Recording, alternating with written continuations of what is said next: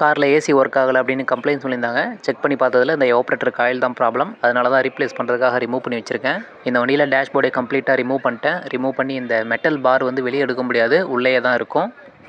இதான் இந்த வண்டியோட டேஷ்போர்டு எல்லாமே பிரிச்சுட்டு ஏசி டக்ட்டுமே டிஸ்மேண்டில் பண்ணிவிட்டேன். காயில் எல்லாமே வெளியே எடுத்து வச்சிட்டேன்.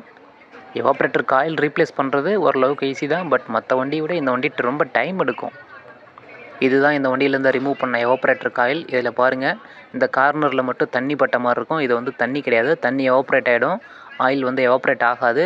இந்த இடத்துல தொடச்சி காட்டுறேன் பாருங்கள், நல்லா பளபளன்னு தெரியுது பாருங்கள். இது வந்து ஆயில் தான். ஆயில் வந்து லீக் ஆகிடுச்சு.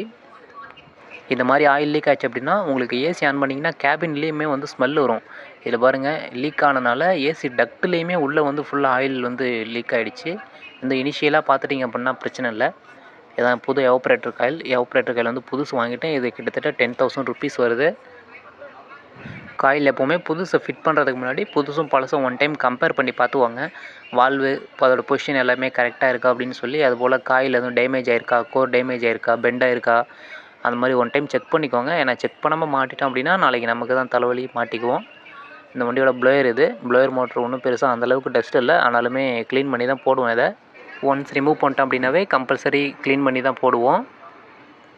இந்த வண்டியில் நான் இப்போ டேஷ்போர்டை ரிமூவ் பண்ணி வச்சனால அந்தளவுக்கு ஃப்ரீயாக பார்க்க முடியுது உங்களால். இது எல்லாமே இப்போ ஓப்பன் ஸ்பேஸாக இருக்கா, இந்த இந்த இந்த 2 ஹோல்ஸுமே வந்து அடைச்சிருக்கும்.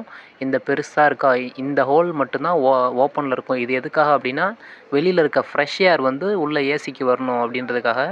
அந்த கேப்பில் பாருங்கள், எலியெல்லாம் புழுக்க போட்டு வச்சுருக்கு. நமக்கு ஃப்ரண்ட் சைட்லேருந்து எலி உள்ளே வருது அப்படின்னா அதுக்கான போர்ட் இது மட்டும்தான். இது வந்து லெஃப்ட் சைடில் உள்ளேருந்து ஒயரிங் வந்து டோருக்கு போகும். டோருக்கு இண்டிகேட்டருக்கெல்லாம் வந்து உள்ளேருந்து வெளியே போவோம். அந்த சின்ன கேப்பில் வந்து ஒரு சில இடத்துல வந்து எலி கடிச்சிருக்கும். இங்கே பாருங்கள், இந்த வண்டியிலையுமே எலி கடித்து அந்த ஸ்பாஞ்செல்லாம் கொண்டு வந்து டக்டில் சேர்த்து வச்சுருக்கு. இந்த எலி உள்ளே வராமல் இருக்கும். இந்த கம்பி வலை தான் வந்துட்டு உள்ளே வராமல் தடுக்கும்.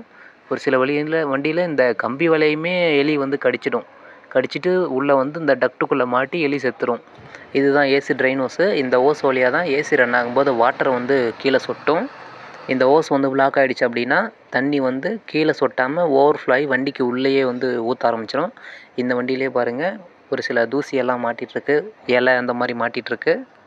டக்டை ரிமூவ் பண்ணிட்டோம் அப்படின்னாவே கம்பல்சரி இது எல்லாமே க்ளீன் பண்ணி தான் மாட்டி கொடுப்போம். டக்ட் அசம்பிள் பண்ணி வண்டியில் ஏற்றின பிறகுமே ஏசி ஓட விட்டு வாட்டர் ட்ரெயின் ஆகுதா அப்படின்னு செக் பண்ணி தான் கஸ்டமர் கைக்கு கண்டிப்பாக கொடுப்போம்.